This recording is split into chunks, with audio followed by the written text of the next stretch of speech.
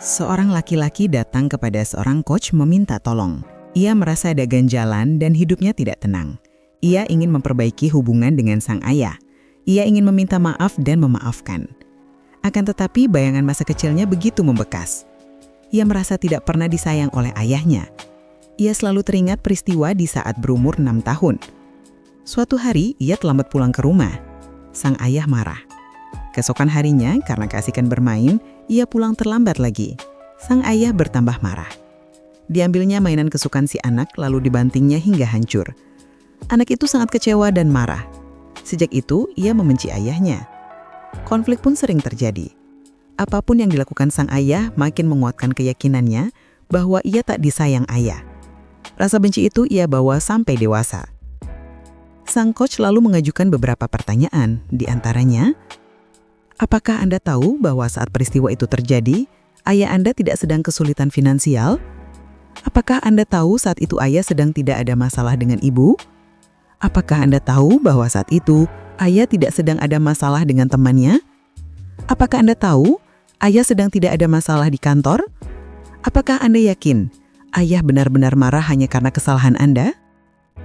Setiap pertanyaan diajukan, laki-laki tersebut menggelengkan kepala. Ia tak tahu pasti. Ia kemudian berpikir, jika ia tak tahu pasti apa sebenarnya menjadi sumber kemarahan sang ayah, lalu mengapa ia begitu meyakini bahwa ayahnya membencinya? Apakah ayahnya membanting mainannya hanya karena marah kepada dirinya sendiri? Laki-laki itu pun tersadar.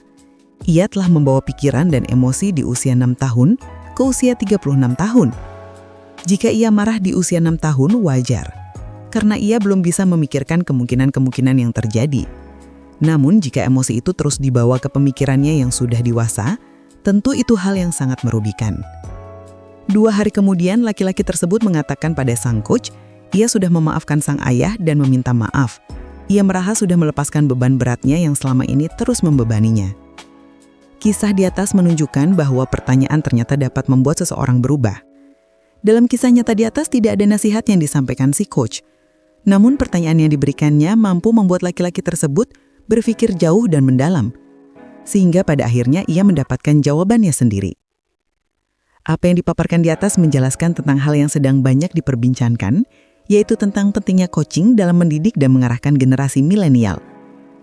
Generasi muda saat ini yang lahir di era teknologi digital begitu berlimpah informasi, sehingga gaya pendidikan memberitahu atau menasihati dengan cara menggurui seringkali diabaikan.